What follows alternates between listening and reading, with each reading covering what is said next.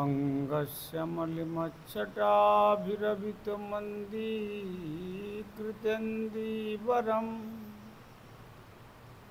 जड्डञ्जागुडरची संविदधतं पट्टं वरस्य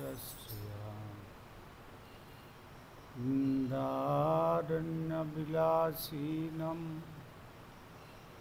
हृदि लसद्दमाभिदामोदरम्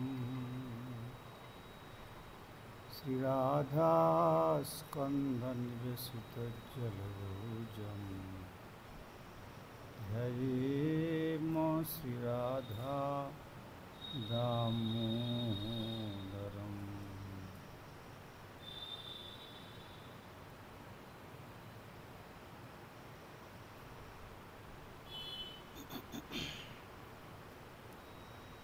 श्रुतिछन्दोगक्ख वदति परमं ब्रह्मपूरकम् श्रुतिर्वैकुण्ठखं वदति किल यद्विष्णुसदनं सितद्विपञ्चन्यविरलरसिकोऽयं व्रजवनं श्रीनवद्वीपं वन्दे परमसुखदं तं जीवितं श्रीमायापुरं वन्दे परमसुखदं तं जीवितम्।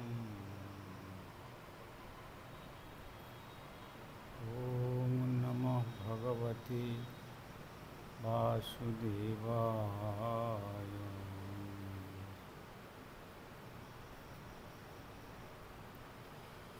भक्त्या विहीनयपराधलक्ष्यै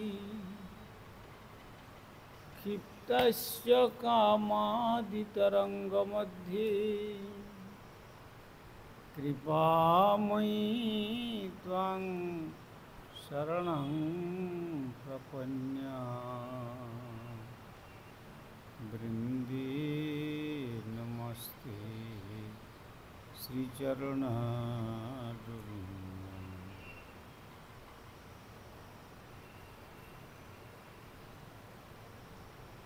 श्रीकृष्ण चैतन्य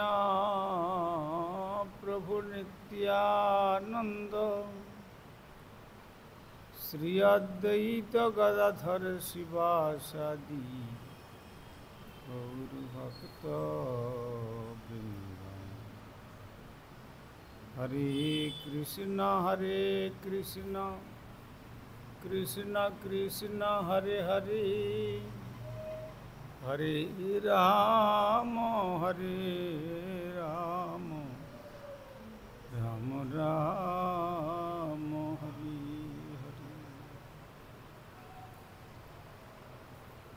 श्री गुरुदेव जय प्रभुपाद, जय राधा दामोदर, जय गोस्वामी, जय श्री राम।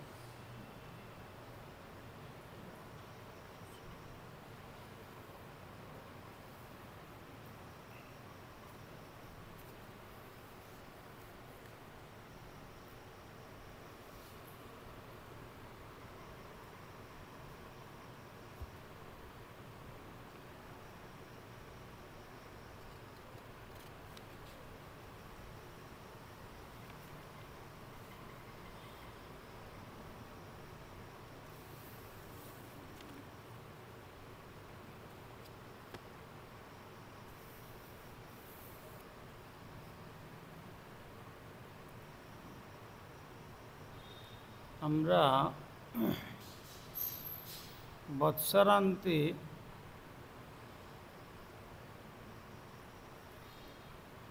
এই তিথিকে অবলম্বন করে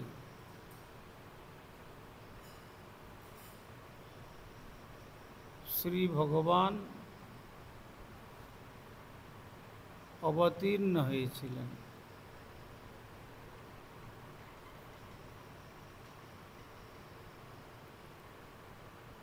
আর সেই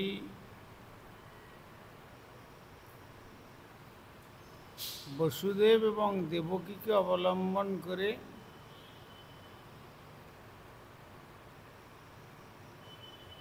তিনি জগতে প্রকট লীলা বিস্তার করেছিলেন।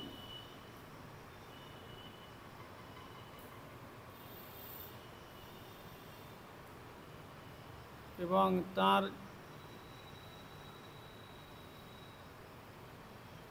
যখন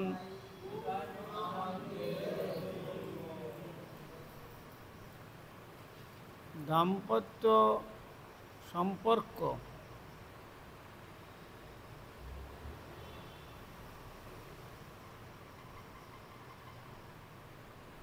হওয়ার পর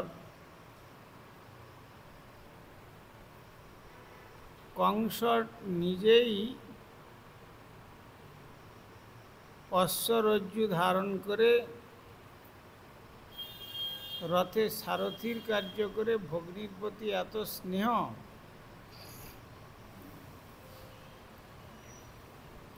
সে শ্বশুরালয়ে নিয়ে যাচ্ছে।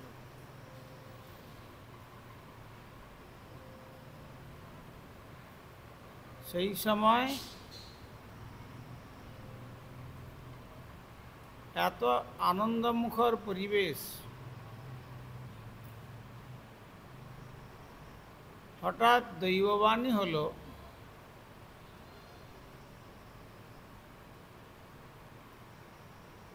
রে মূঢ় কংস, তুই যাকে এত আদর করে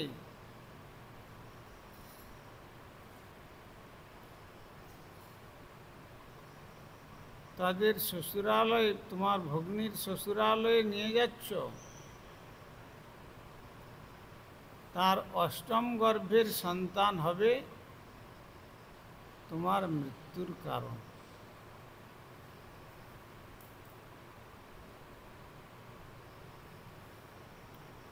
এই যে শ্রবণ করার সঙ্গে সঙ্গে তার যে ভগ্নীর প্রতি এত স্নেহ মুহূর্তের মধ্যে নষ্ট হয়ে গেল। তখন কোষ থেকে তরবারি নির্গত করে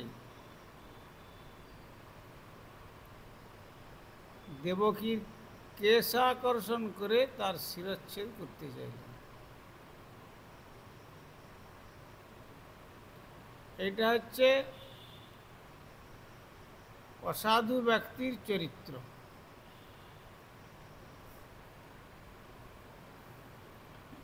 এই জন্য অসাধু ব্যক্তিকে তার ভালো এবং মন্দ তার বিশ্বাসযোগ্য নয়।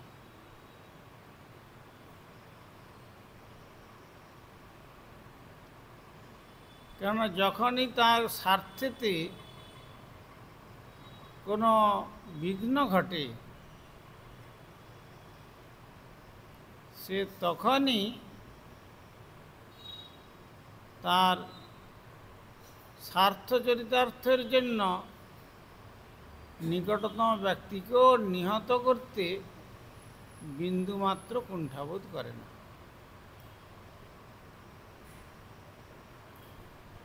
এই জন্য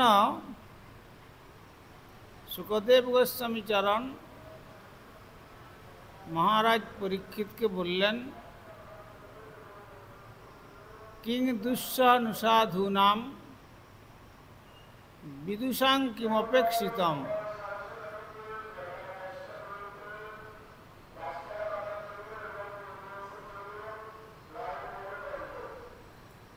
কিমকার্যং কদর্যানাং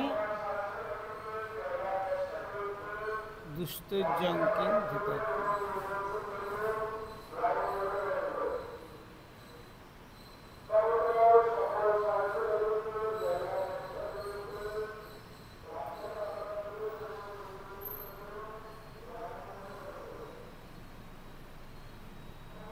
কিং দুঃসানুসাধূনাং বিদুষাং কিমপেক্ষিতম,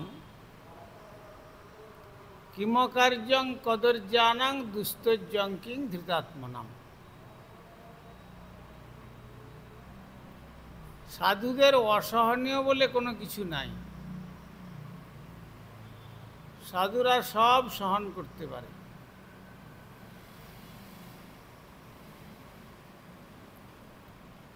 এই জন্য মহাপ্রভু বলেছেন তৃণাদপি সুনিচেন তররিব সহিষ্ণুনা।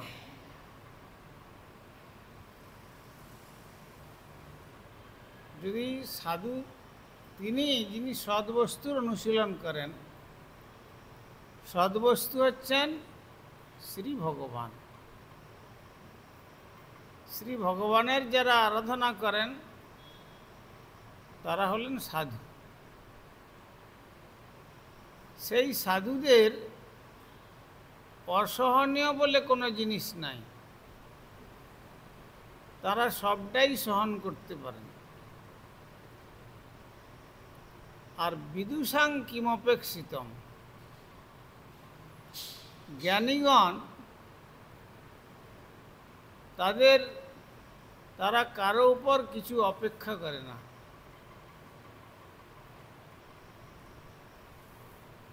কেন? তারা জানেন যে জগতের জীবের প্রতি অপেক্ষা করলে কোনো ফল হবে না। কেন? জগতের জীব তারা কর্মফল অনুসারে জগতে এসেছে, আবার কর্মফল অনুসারে জগৎ ছেড়ে কে কখন চলে যাবে আমরা কেউ জানি না। এই জন্য জগতে কারোর প্রতি ভরসা করা এটা মহৎগণ করেন না। কাউকে অপেক্ষা করেন না যে ইনি না হলে আমার চলবে না, এই রকম না। তারা একমাত্র শ্রী ভগবানকেই তাদের রক্ষক, পালক, আরাধনার তত্ত্ব, তিনি একমাত্র আরাধ্য, তিনি বন্দনার্হ এবং তিনিই একমাত্র আপন। এটি জানেন, তারা হচ্ছেন বিজ্ঞ।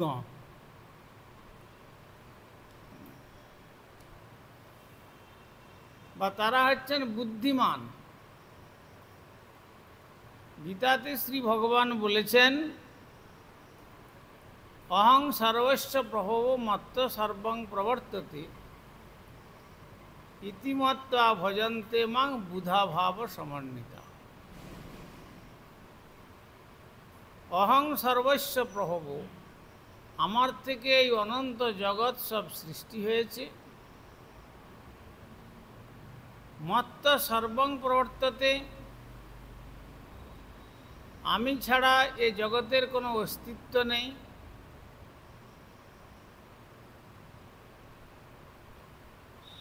ইতি জ্ঞাত্বা ভজন্তে মাং, এটা জেনে যারা একান্ত রূপে আমার ভজন করে তারা হচ্ছেন বুদ্ধিমান, তারা হচ্ছেন বিজ্ঞ। আর বাকি যারা জগতে রয়েছেন তারা সকলেই মূর্খ, অবিজ্ঞ।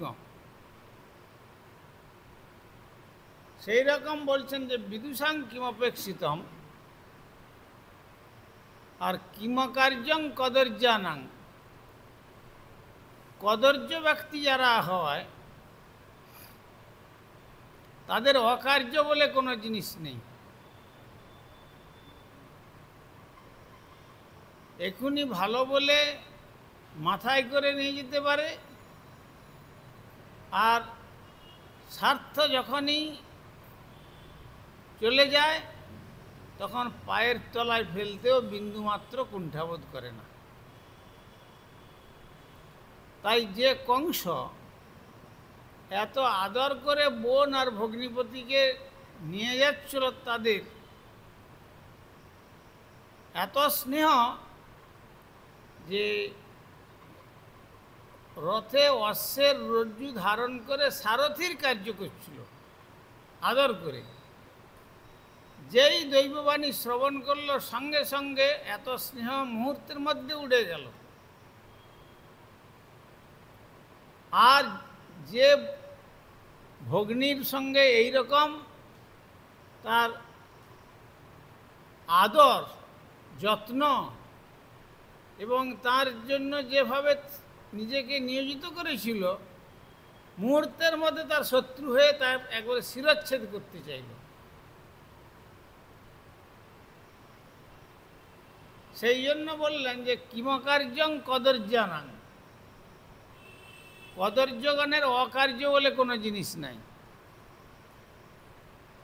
এবং সেই সব ব্যক্তিকে কখনো বিশ্বাসের পাত্র রূপে গ্রহণ করা উচিত না। আর দুস্তৈর্যং কিং ধৃতাত্মনাম, আত্মধী আত্মস্থ ব্যক্তি যারা ভগবানকে আরাধনার জন্য জীবনকে উৎসর্গ করেছেন, তাদের দুস্তৈর্য, তাদের ত্যাগ করতে কোনো জিনিসটার জন্য বিন্দুমাত্র জগতের চিত্তের মধ্যে আসক্তি স্থান লাভ করে না। কেন?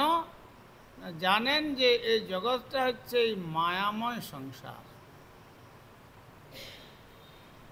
মায়ার যে ঘোর অন্ধকার, অন্ধকারের মধ্যে যে পরিচয়,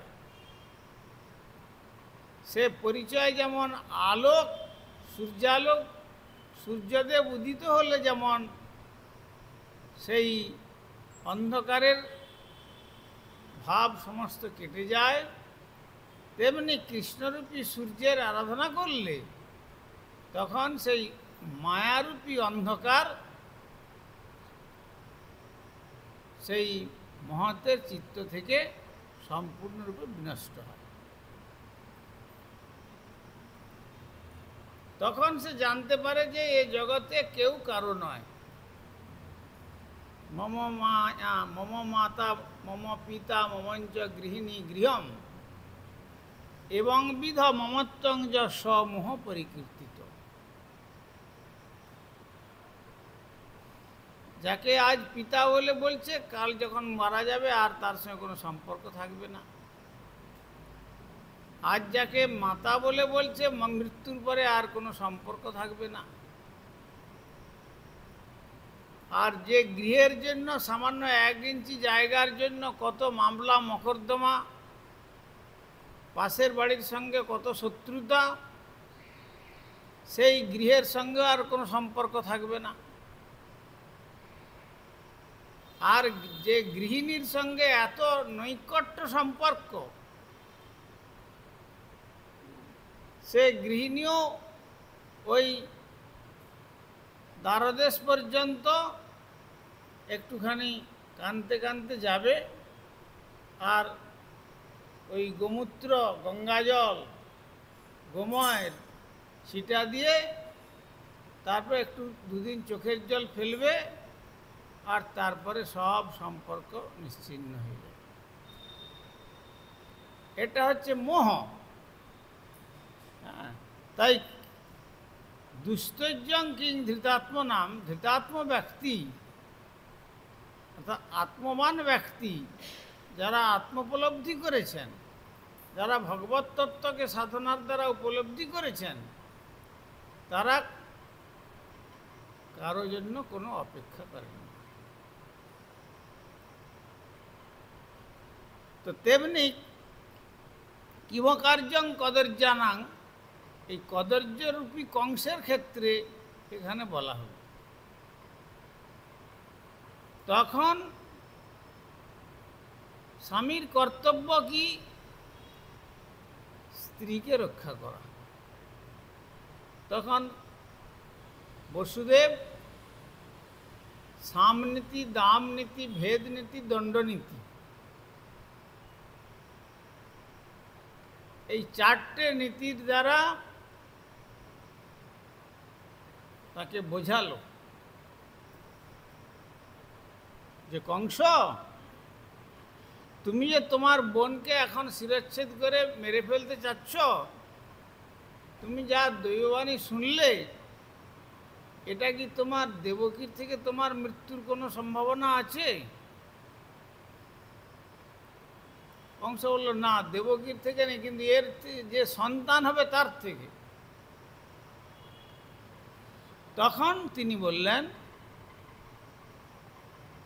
ঠিক আছে, আমি কথা দিচ্ছি,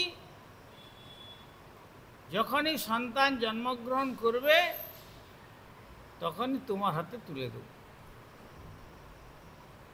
তাহলে তো আর তোমার মৃত্যুর কোনো কারণ থাকবে না। দেবকীর থেকে তোমার যে ভীতিটা আসছে, মৃত্যু ভয়, এ ভীতি আর থাকবে না। তখন কংস রাজি হলো, হ্যাঁ, এটা ঠিক কথা বলেছেন বসুদেব। কিন্তু বললেন যে আমি কারাগারের মধ্যে তোমাদের দুজনকে রাখব, ভরসা নাই তো। কেউ কারো সন্তানকে শত্রুর হাতে তুলে দিতে পারে না। সেই জন্য তাদের উভয়কে কারারুদ্ধ করলেন। আর প্রথম সন্তান জন্মগ্রহণ করল। যখন প্রথম সন্তান জন্মগ্রহণ করল, তখন যথারীতি বসুদেব তিনি সত্যবাক, প্রথম সন্তান নিয়ে গিয়ে কংসকে বলছেন যে এই নাও, এই আমার প্রথম সন্তান জন্মগ্রহণ করেছে। ছোট্ট নির্মল সন্তান দর্শন করে কংসের মনটা একটু নরম হয়ে গেল, যে আমি এই ছোট্ট শিশুটাকে যে মেরে ফেলবো, এ তো প্রথম সন্তান, সুতরাং প্রথম সন্তানের থেকে তো আমার মৃত্যুর কোনো সংবাদ আসে নাই। অতএব তুমি যে সত্যবাদী, এটা পরিচয় হলো, তুমি তোমার সন্তানকে নিয়ে যাও, অষ্টম সন্তানটিকে আমাকে দেবে। যখন এইভাবে মন্তব্য করছে কংস,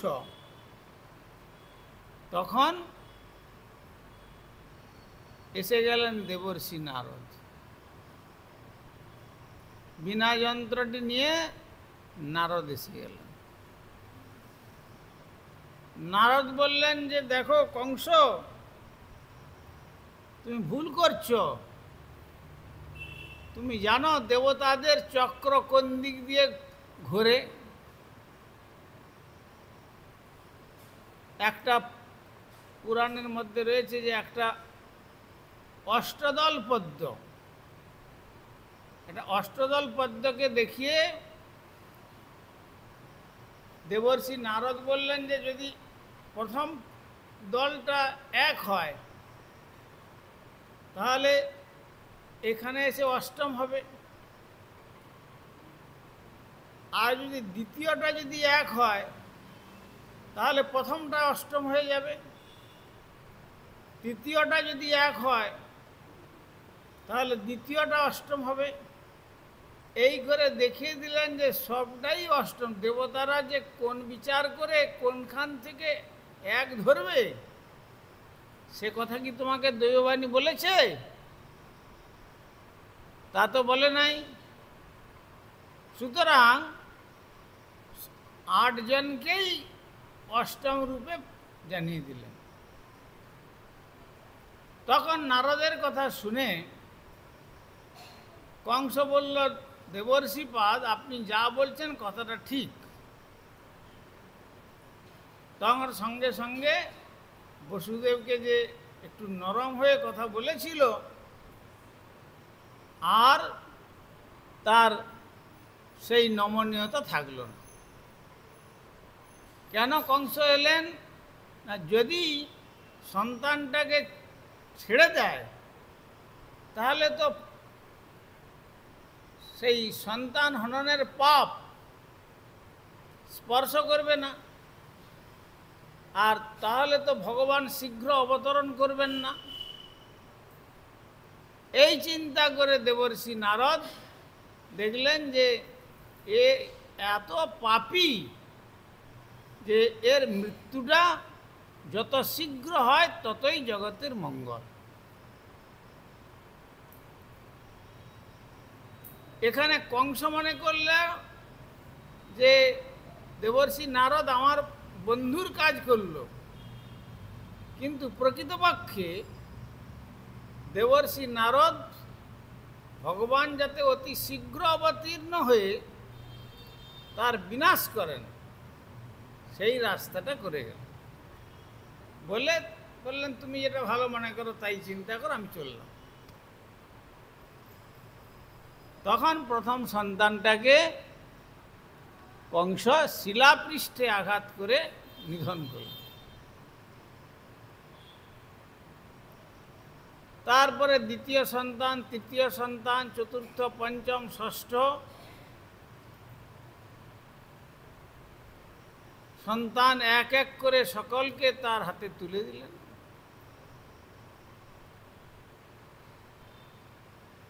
ষষ্ঠ সন্তান পর্যন্ত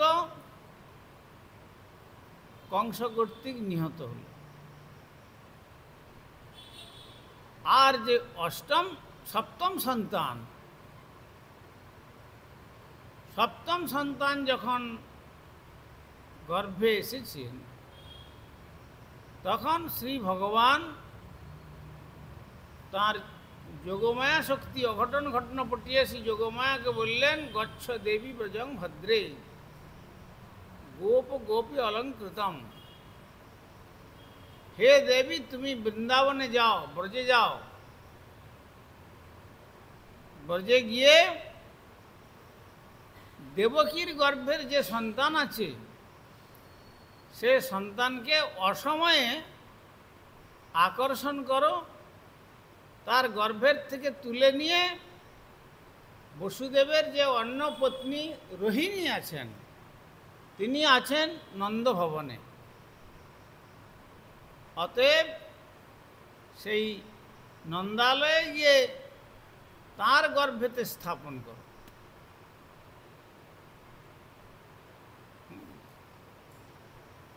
তখন যোগমায়া রূপে তিনি আবির্ভূত হলেন।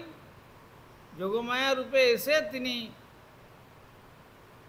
দেবকীর গর্ভের থেকে সন্তানকে তুলে নিয়ে রোহিণীর গর্ভে স্থাপন করলেন। আর এদিকে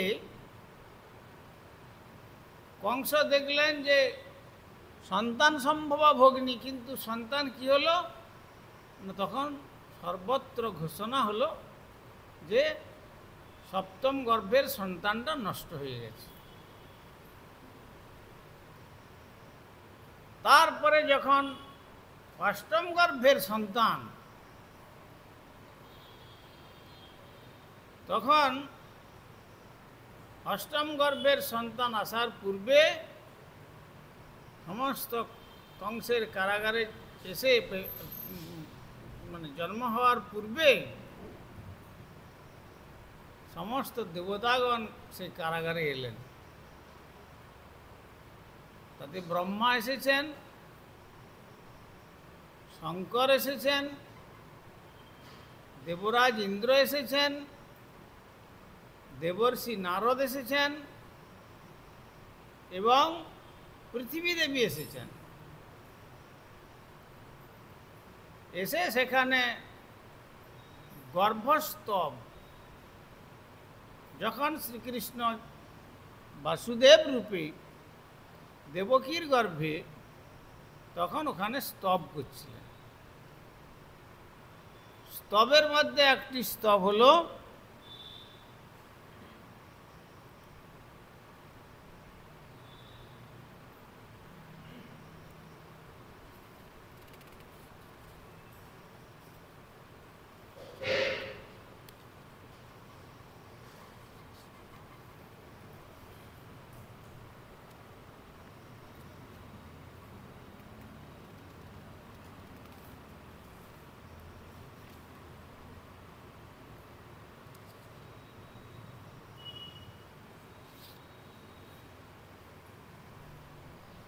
সত্যস্বরূপ,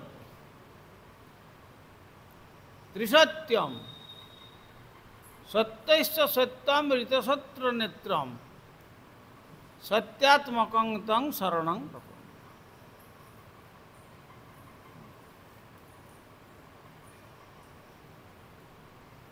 সত্য সংকল্প, তিনি যা সংকল্প করেন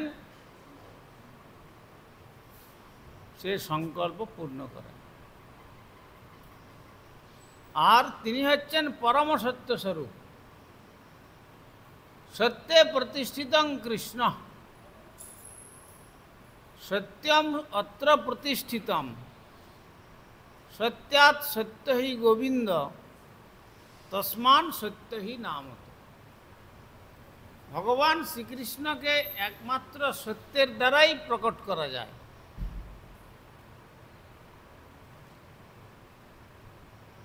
শ্রী ভগবানের নাম তাঁর মুখেই উচ্চারিত হন, যিনি শতজন্ম ভগবান বাসুদেবের অর্চন করেছেন, আর কমপক্ষে 10 বৎসর কাল একটিও মিথ্যা শব্দ জিহ্বাতে উচ্চারণ করে নাই।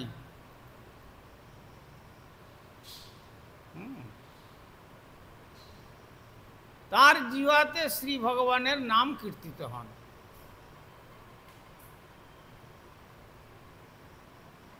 আর তখন তিনি মন্ত্রসিদ্ধ বা বাকসিদ্ধ হন। তিনি যা বলবেন সেটাই ঘটবে।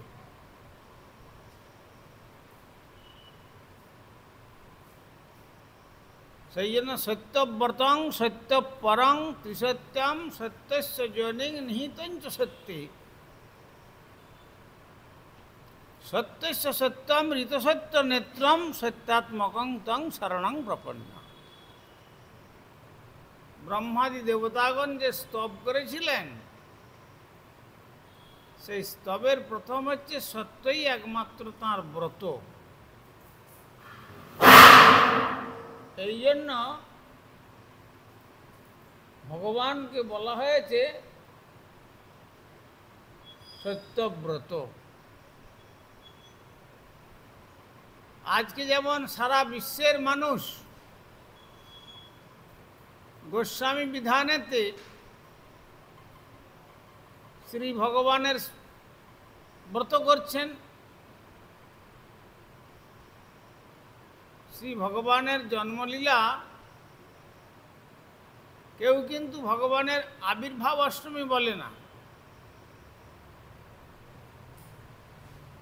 শ্রীকৃষ্ণ জন্মাষ্টমী বলে। কেন না, আবির্ভাবটা হচ্ছে ঐশ্বর্যাত্মক পর বিচার, আর জন্মটা হচ্ছে মাধুর্য পর বিচার। যেখানে যত স্বাভাবিকতা, সেখানে লীলার উৎকর্ষ। আবির্ভাবেতে ঐশ্বর্যাত্মক পর বিচার। ভগবান বলেছেন, ঐশ্বর্য জ্ঞানেতে সব জগৎ মিশ্রিত, ঐশ্বর্যে শিথিল প্রেম নহে মোর প্রীত। যাক, তথাপি ভগবান সত্যব্রত।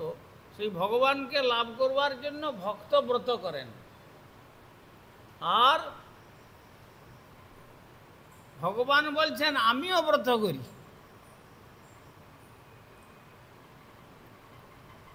ভক্ত ব্রত করেন ভগবানকে লাভ করার জন্য। আর ভগবান কি ব্রত করেন?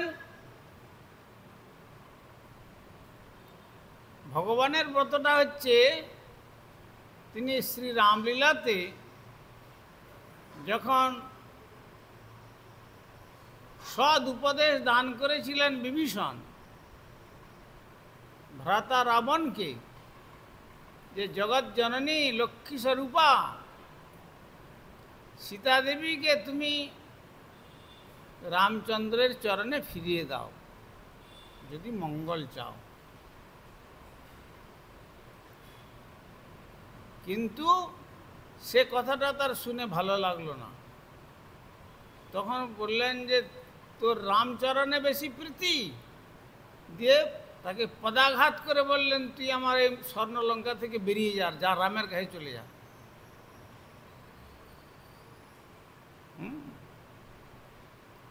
তো তখন শ্রী রামচন্দ্রের কাছে শরণাপন্ন হয়েছিলেন।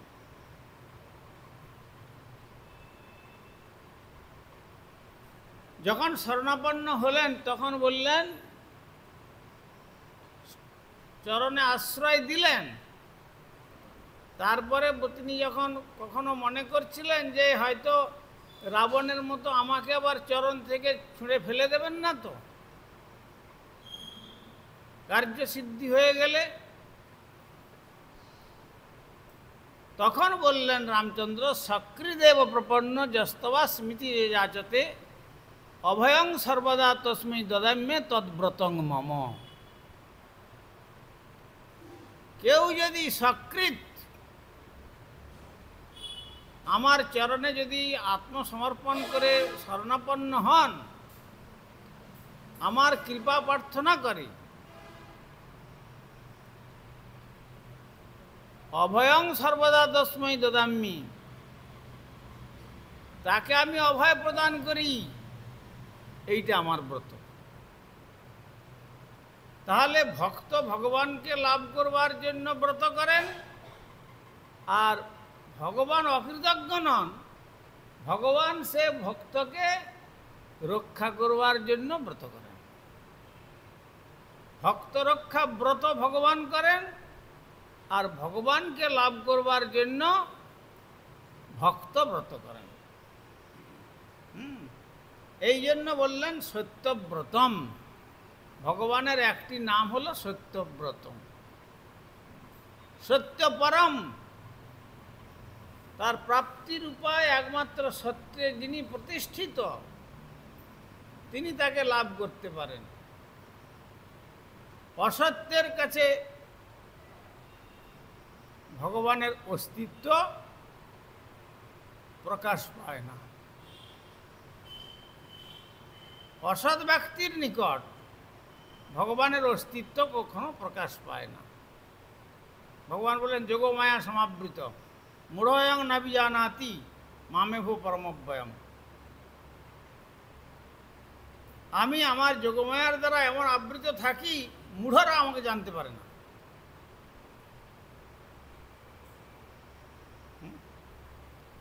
সেই জন্য সত্যতে যারা প্রতিষ্ঠিত হন, তাদের কাছে শ্রী ভগবান প্রকাশিত হন। আর সত্যপরং, সত্যব্রতম, সত্যপরম, ত্রিসত্যম, তিনি ভূত ভবিষ্যৎ বর্তমান ত্রিকাল সত্য। পূর্বেও ছিলেন, এখনো আছেন, আর এই জগৎ যখন মহাপ্রলয় শল্যে বিধ্বংস হয়ে যাবে, তখন একমাত্র তিনি থাকবেন। এই জন্য তাকে একটি বলা হচ্ছে, তার একটি নাম বললেন ব্রহ্মাই দেবতাগণ, যে ত্রিসত্যম। সত্যস্য জর্ণিম নিহিতঞ্চ সত্যি, অর্থাৎ সত্যের সৃষ্টিকারক, আর সত্য ধর্মে তাকে প্রকট করেন।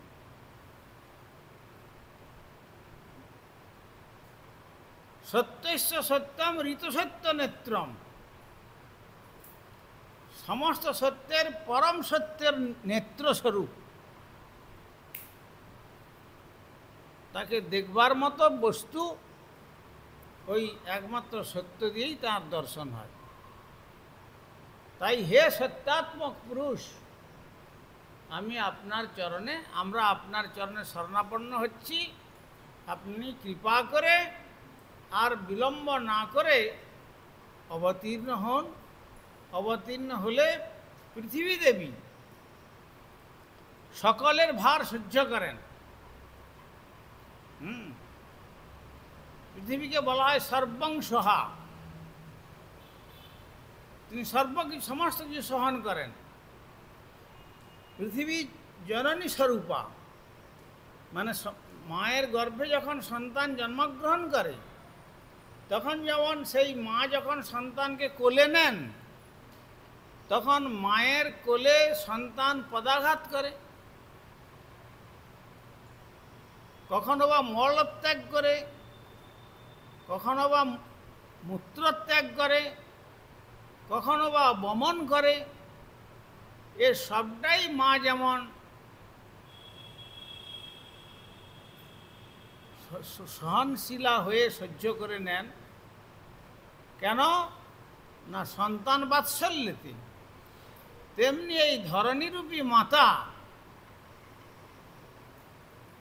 তার সন্তান সদৃশ এই জীব জগৎ তার উপরে পদাঘাত করছে, তার উপরে মলত্যাগ আদি করছে, থুতু কপ ফেলছে, কোদাল দিয়ে কাটছে, কত কিছু করছে। পৃথিবী সব সহ্য করতে পারেন, কিন্তু সেই সন্তান যদি বড় হয়ে মায়ের সঙ্গে দুর্ব্যবহার করে তখন মায়ের হৃদয়টা থেকে তখন আর সন্তান স্নেহটা বিচ্ছিন্ন হয়ে যায়।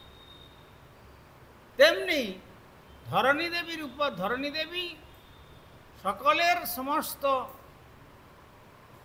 যা কার্যকলাপ সব সহ্য করতে পারেন, কিন্তু যখন তার ইষ্টদেবের আরাধনা না করে তখন তাদের যে ভার পৃথিবী দেবী আর সহ্য করতে পারেন না। তাই পাপী কংস আদি এদের যে দুরাত্মাচিত যে আচরণ, সেই পাপাচরণেতে পৃথিবী দেবী আর সহ্য করতে না পেরে তিনি প্রার্থনা জানিয়েছিলেন ব্রহ্মার কাছে। যে কথা এখনই আলোচনা হলো, সমস্ত দেবতাগণ তাই এরা সব কারাগারে এসে এইভাবে স্তব করছেন যাতে শীঘ্র শ্রী ভগবান প্রকাশিত হন। আর স্তব করে যখন প্রণাম করে চলে গেলেন, তারপরে দেখছেন যে কংসের কারাগার যে অন্ধকারাচ্ছন্ন ছিল, যেন শত শত সূর্যের কিরণ দেবকীর থেকে বিচ্ছুরিত হচ্ছে। দেবকীর শ্রীমুখের দিকে আর কেউ তাকাতে পারছে না। আর এদিকে কংস সর্বক্ষণ চিন্তা করছে যে এইবার তো অষ্টম সন্তান জন্মগ্রহণ করবে, অতএব যেভাবেই হোক তাকে আমাকে বিনাশ করতেই হবে, তাহলে আমি অজর অমরবৎ প্রাজ্ঞং বিদ্যাম অর্থঞ্চ চিন্তয়ে। জগতের মানুষ কী মনে করে যে আমি অজর, আমাকে আর জরাগ্রস্ত হতে হবে না, আমি আর আমাকে আর এই মর্ত জগৎ ত্যাগ করে আর যেতে হবে না, আমি অমর হয়ে থাকব। কি করে না, এই অষ্টম গর্ভের সন্তানকে যেভাবে বিনষ্ট করতে হবে। আর এইভাবে যখন হলো তখন শ্রী সুখদেব গোস্বামী পরীক্ষিত মহারাজকে বলছেন, অথ সর্বগুণোপেত কাল পরমশোভনম জর্হে বাজন জন্মক্ষং সন্তর্ক গ্রহতারকম দিশ প্রসে দুর্গমনম নির্মলোড়ু গণোদয়ম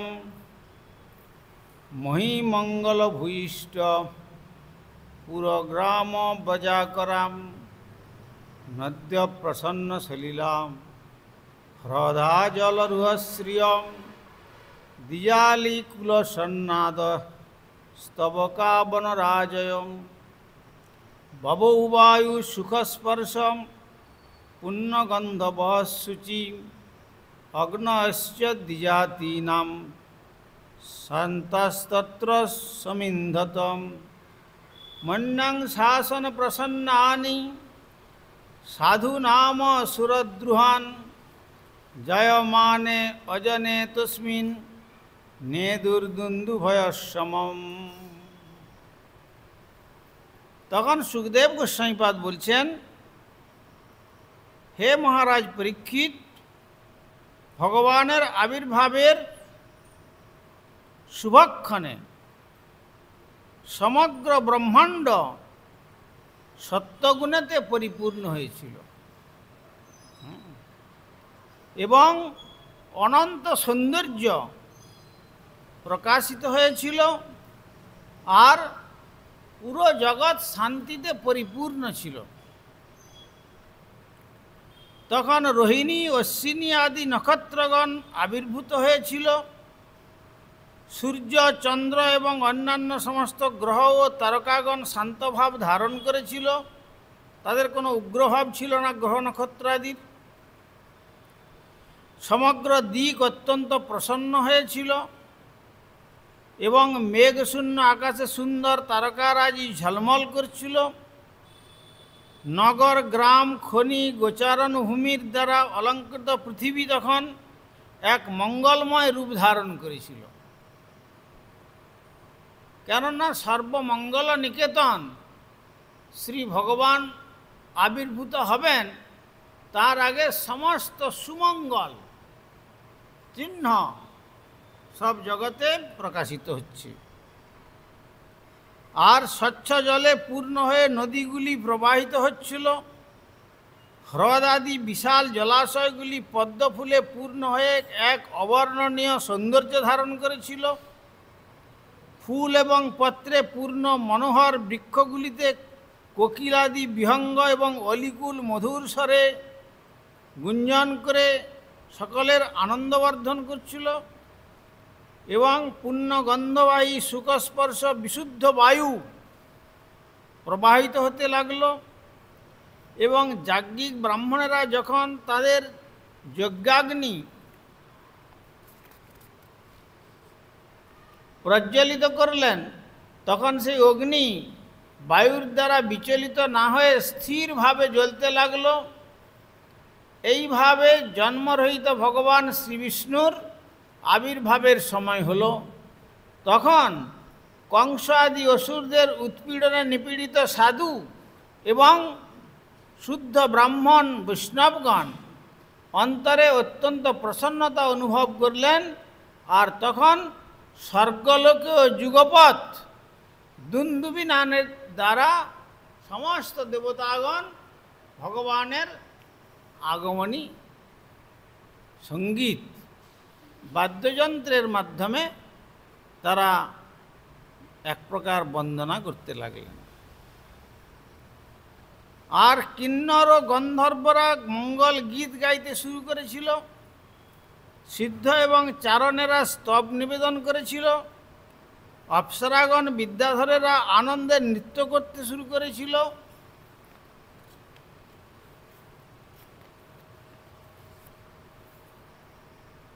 আর দেবতাও এবং ঋষিরা আনন্দে পুষ্পবৃষ্টি করতে লাগছিলেন। আকাশে মেঘেরা সমুদ্রের তরঙ্গের ধ্বনির অনুকরণে মন্দ মন্দ গর্জন করতে লাগলো। তখন সকলের হৃদয়ে বিরাজমান ভগবান শ্রী বিষ্ণু পূর্ব দিকে উদিত পূর্ণচন্দ্রের মতো গভীর অন্ধকারাচ্ছন্ন রাত্রে সচ্চিদানন্দ রূপিণী দেবকীর হৃদয়ে আবির্ভূত হয়েছিলেন। দেবক্যাং দেবরূপিণ্যাং বিষ্ণু সর্বগুহাশয় আবিরাসিত যথা প্রাচ্যাং দিশিন্দু রিব পুষ্কল। সমস্ত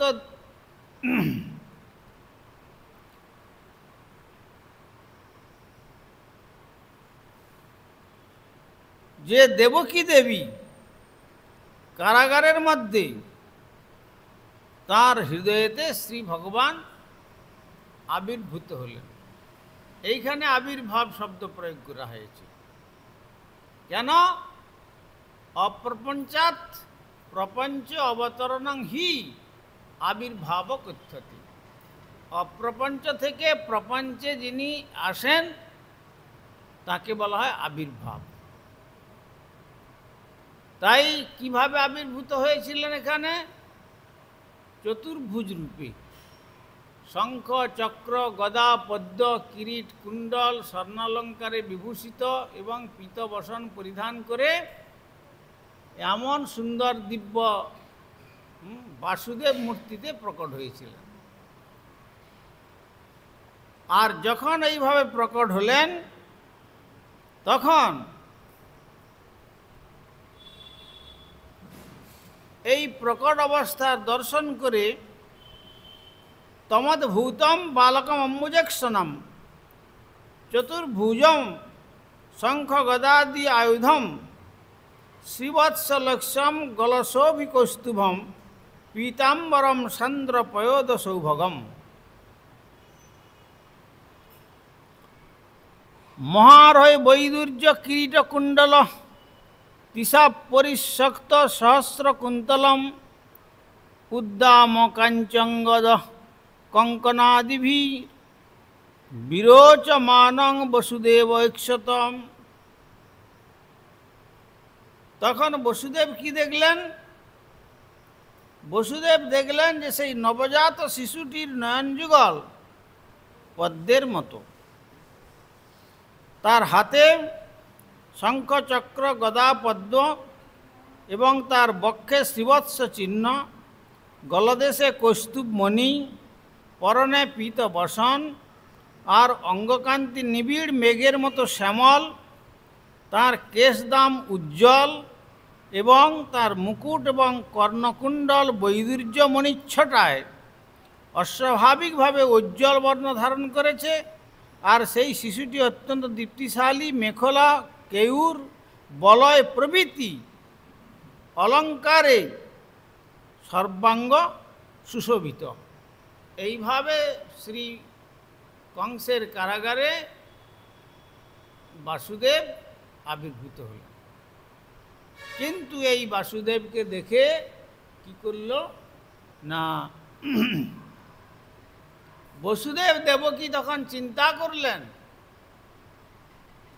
যে ভগবান আসার কথা ছিল, ভগবান তো এসে গেছেন, কিন্তু একে তো কংস মেরে ফেলবে। তখন কি করলেন না, সঙ্গে সঙ্গে নতজানু হয়ে উভয়ে গলবস্ত্র গীতাঞ্জলিপূর্বক স্তব করতে লাগলেন। যখন সন্তানকে যদি পিতামাতা স্তব করে, তাহলে সেখানে তো আর বাৎসল্যর আস্বাদন হবে না। তিনি তো এসছেন বৈকুণ্ঠেতে, বৈকুণ্ঠ আদিতে যেসব লীলা প্রকাশ হয় নাই, সেই রকম লীলা জগতে প্রকট করে তিনি বাৎসল্য রসাস্বাদন করবেন। বাল্যে বাৎসল্য রস, কৌমারে কৌমার কালের রসাস্বাদন, কৈশোরে চিরকিশোর তিনি, এবং সেই কৈশোর মূর্তিতে তিনি কৈশোর রস আস্বাদন করবেন। কিন্তু এরা যদি আমাকে প্রথম থেকেই যদি আমাকে স্তব করে, বন্দনা করে, প্রণাম করে, তাহলে আমার এখানে লীলা সম্পূর্ণ হবে না। কিন্তু এদিকে যোগমায়ার দ্বারা কি হলো না, সমস্ত প্রহরী যারা ছিল তারা সকলেই নিদ্রিত হয়ে গেল।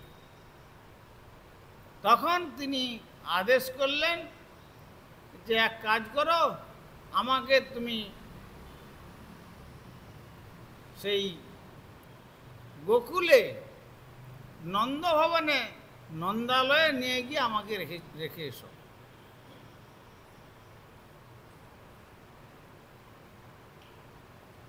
তখন নন্দভবনে যখন নিয়ে যাচ্ছেন,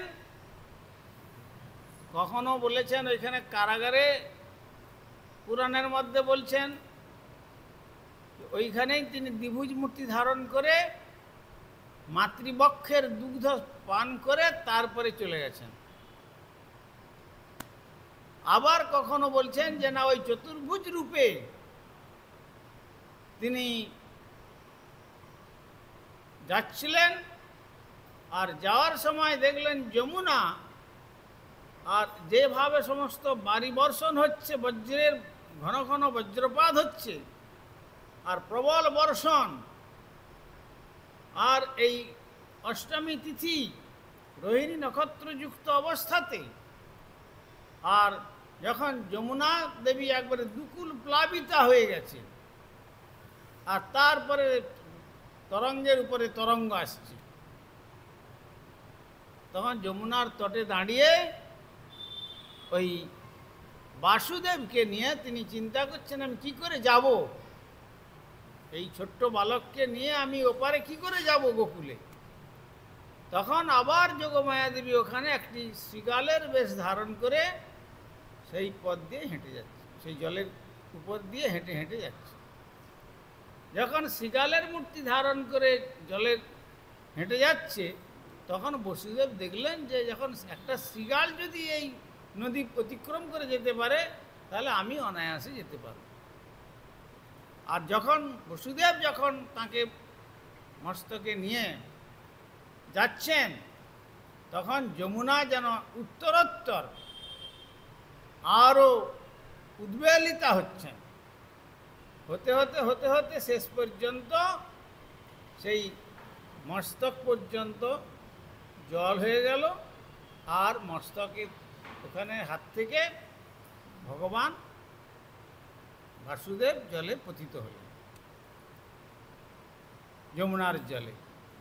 তার কারণ না, যখন জগৎপতি ভগবান যখন এসেছিলেন, তখন নিত্য গোলক বৃন্দাবনে যমুনা দেবী প্রার্থনা করেছিলেন, আপনি যে বাৎসল্য রসাস্বাদন করতে যাবেন, তো আপনি কি একবার অন্তত আমার কোলে আপনি একবার অবস্থান করবেন। তখন ভগবান বলেছিলেন, ঠিক আছে, আমি একবার তোমার কোলে আমি একবার স্থান, তোমার মনোবাসনা পূর্ণ করব। তাই যমুনা দেবী কোলে পড়লেন, আর পরের কিছুক্ষণ পরে তরঙ্গের মধ্যে যখন ভেসে উঠলেন, তখন আর চতুর্ভুজ থাকলেন না, তখন ওখানে দ্বিভুজ হলেন।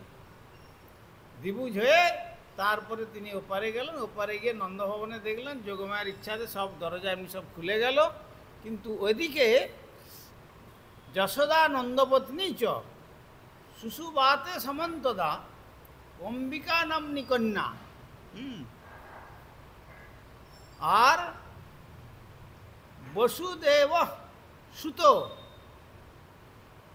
ঘনে সৌদামিনী যথা। ওখানে নন্দবাবা এবং যশোমতীর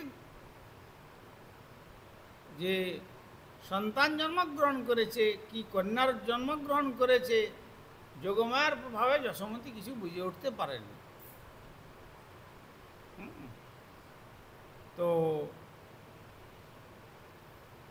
তখন যখন ভিতরে নিয়ে গেলেন, ভিতরে নিয়ে যাওয়ার সঙ্গে সঙ্গে যখন নির্দেশ মতো যশোমতীর শয্যায় এই বাসুদেবকে রেখে দিলেন, তখন ক্ষণে সৌদামিনী যথা নন্দসুতে লীন ঘনে সৌদামিনী যথা। নন্দনন্দনেতে কী হলো না, যেমন মেঘে যেমন বিদ্যুৎ চমকে গেলে মনে হয় যেমন মেঘটা দ্বিখণ্ডিত হয়ে গেল, আবার এক হয়ে যায় বিদ্যুৎ চমকানোর পরে, ঠিক সেই রকম নন্দনন্দনেতে বাসুদেব লীন হয়ে গেলেন। আর যে কন্যা সন্তানটিকে জন্মগ্রহণ করেছিলেন, সেই কন্যা সন্তানটিকে তিনি আবার নিয়ে চলে আসলেন। কন্যা সন্তানটিকে যখন নিয়ে আবার আসলেন, আসার পরে তখন যখন এসে গেলেন, তখন কারাগার উন্মুক্ত ছিল। কারাগারে প্রবেশ করার সঙ্গে সঙ্গে আবার কারাবদ্ধ হয়ে গেল। আর সেই কন্যাটি যখন ক্রন্দন করলেন, ক্রন্দন করার সঙ্গে সঙ্গে সমস্ত প্রহরীরা জেগে উঠল। সেই সংবাদ কংসের কাছে পৌঁছল, আর সেই সংবাদ পৌঁছানোর পর কংস তখন অতি পরম আনন্দে, যে আমার ভগ্নীর অষ্টম গর্ভের সন্তান যখন জন্মগ্রহণ করেছে, আমি একে বিনাশ করব, এই বলে অতি শীঘ্র দ্রুতগতিতে এসে দেখলেন যে সন্তান তো নয়, তো কন্যা সন্তান। তাহলে কি দৈবও কি মিথ্যা কথা বলে? দৈববাণী হলো যে অষ্টম গর্ভের সন্তান, কিন্তু এ তো কন্যা সন্তান। তখন অনেক প্রার্থনা জানালেন দেবকী যে দাদা তুমি আমার এই কন্যাটিকে বিনষ্ট করো না, এইটুকু অন্তত আমাকে ভিক্ষা দাও। কিন্তু তার কোনো কথা না শুনে তার কোল থেকে জোর করে ছিনিয়ে নিলেন। ছিনিয়ে নেওয়ার পরে যখন শিলাপৃষ্ঠে আঘাত করলেন, তখন আকাশ মার্গে অষ্টভুজারূপে উত্থিত হলেন। উত্থিত হয়ে বলে গেলেন, রে মূঢ় কংস, তুমি যে এত পাপাদি কার্য করেছ, তোমাকে যিনি বিনাশ করবেন তিনি অন্যত্র বর্ধিত হচ্ছেন, জেনে রেখো তিনি হচ্ছেন ভগবান শ্রীকৃষ্ণ। আজকে সেই ভগবান শ্রীকৃষ্ণের আবির্ভাব আর জন্মাষ্টমী তিথি, সেই মধ্যরাত্রিতে ভগবান শ্রী গোবিন্দের এই জন্মলীলার এইভাবে আবির্ভূত হয়েছিলেন। আর সুখদেব গোস্বামীপাদ মহারাজ পরীক্ষিতকে বললেন যে দেখো মহারাজ, যারা এই ভগবান শ্রীকৃষ্ণের জন্মলীলা, বিশেষ করে গোকুলে নন্দপত্নী যশোদার গর্ভে যে তিনি আবির্ভূত হয়েছিলেন, তার আবির্ভাবের কথা যারা শ্রবণ করবেন তাদের সমস্ত মঙ্গল হবে আর সমস্ত অমঙ্গল বিনষ্ট হবে। আর শ্রবণ করে যারা তার পাদপদ্ম ভজন করবেন, অন্তে গোলক বৃন্দাবনে শ্রী গোবিন্দের পাদপদ্ম লাভ করে এই মনুষ্য জীবন ধন্য হয়। বাঞ্ছাকল্পতরুভ্যস্য কৃপা সিন্ধুভ্যৈব চ পতিতানাং পাবনেভ্যো বৈষ্ণবেভ্যো নমঃ।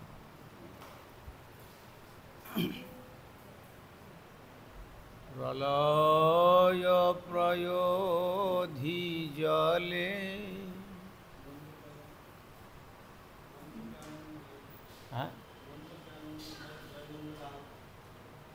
কি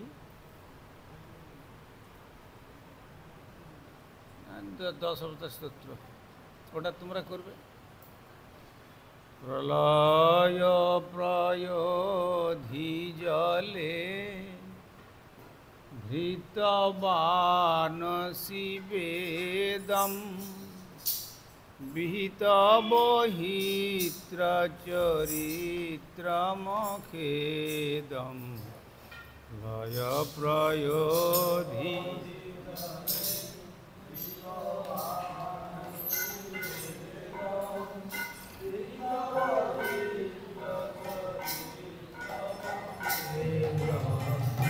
এসব ধৃত মিন শরীর জয় জগদীশ হরে,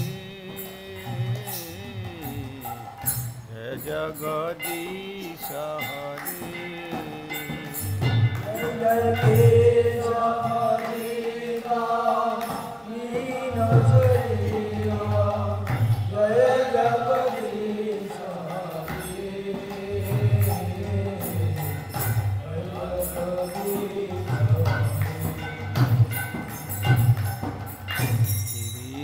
বিপুল তরে তিষ্ঠতি তব পৃষ্ঠে ধরণী ধারণ কিন চক্র গরিষ্ঠে।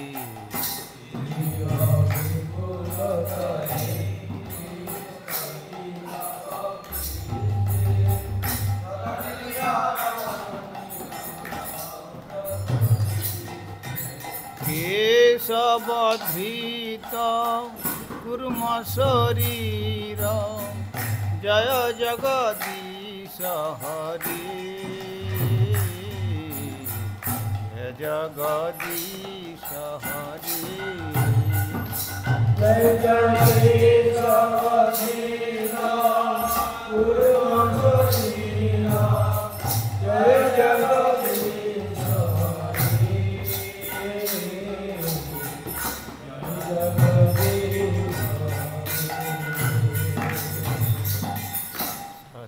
দর্শন শিখরে ধরণী তব লগ্না শশিনী কলঙ্ক কলেব নিমগ্না।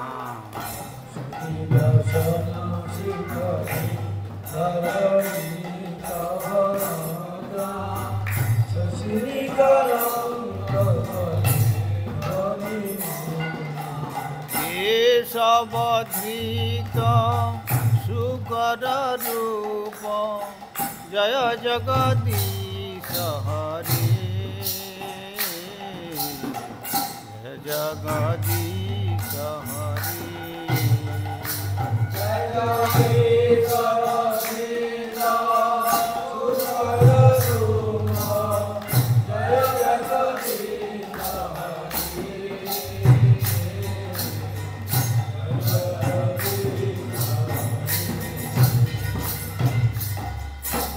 कर कमल बरे नखमद्भुत सिंहम दलित हिरण्यकशिपुतनु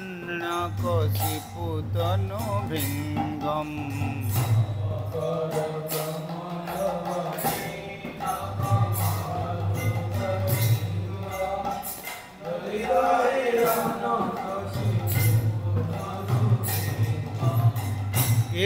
केशवधृत नरहरि रूप जय जगदीश हरि जय जगदीश हरि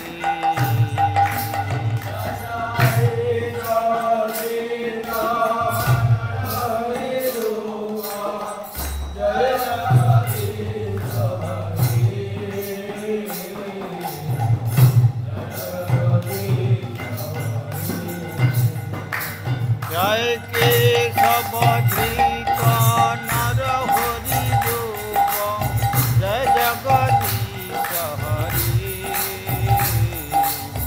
जय जगदीश हरि जय केशवधृत नरहरि रूप जय जगदीश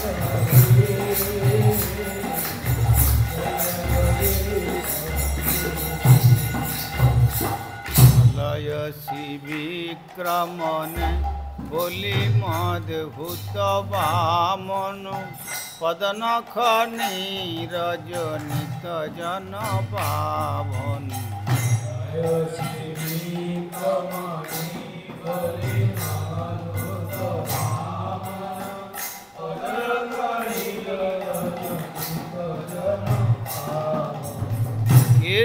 केशवधृत वामन रूप जय जगदीश हरि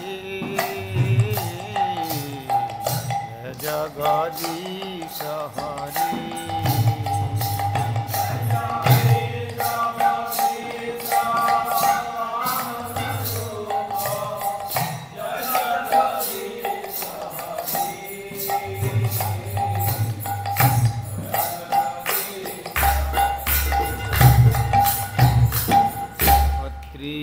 रुधिरमय जगत पगत पापम स्नपयसि पयसि शमित भवतापम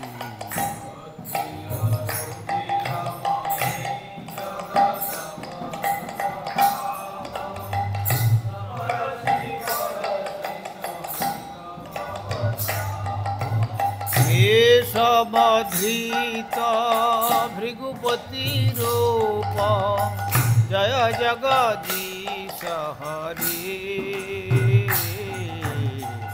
जय जगदीश हरि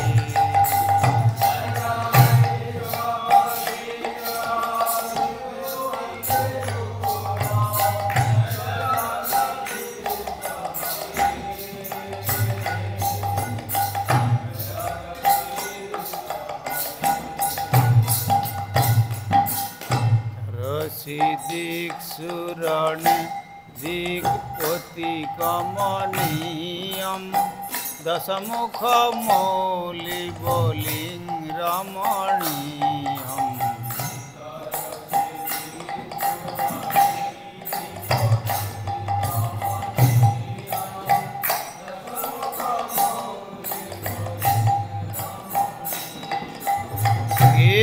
केशवधृत दाशरथी रूप जय जगदीश हरि जय जगदीश हरि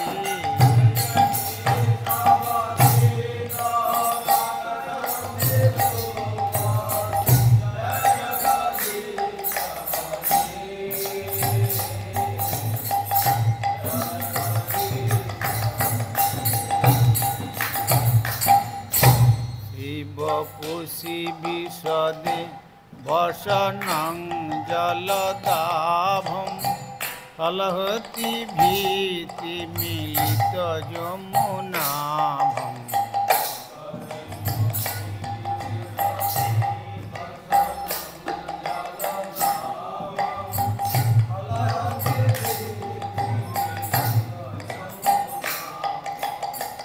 এসব ধৃত হলধর রূপ জয় জগদীশ হরি, জগদীশ হরি।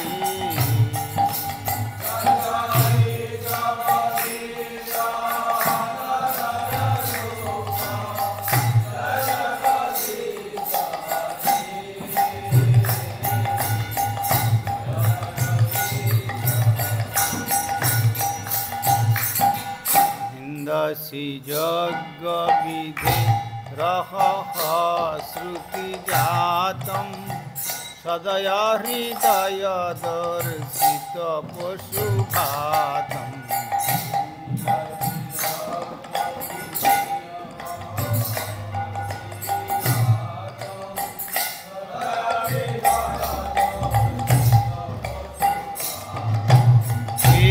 सब धृत बुद्ध शरीर जय जगदीश हरि, जय जगदीश हरि।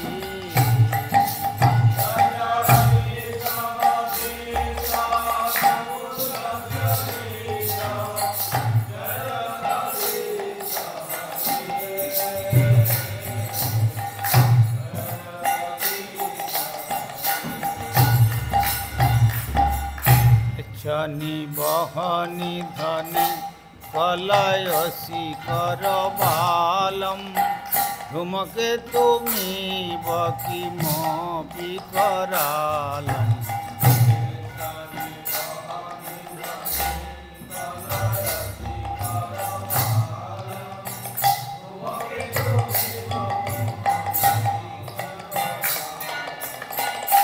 सब धृत कुल्की शरीर जय जगदीश हरि,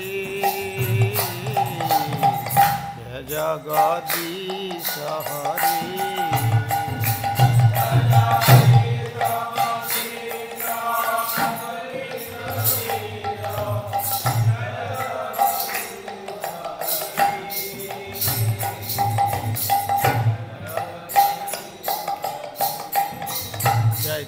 सब धृत कुल्की शरीर जय जगदीश हरि, जय जगदीश हरि।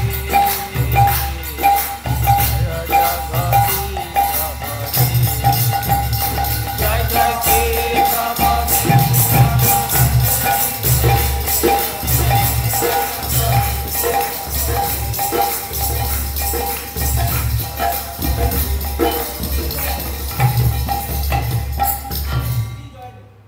श्री जय देव कवि हृदमुदितमुदारं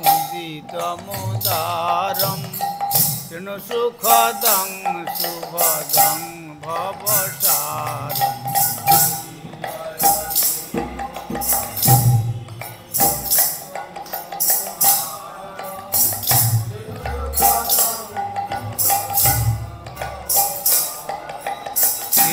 सब धृत दशविध रूप जय जगदीश हरि, जय जगदीश हरि।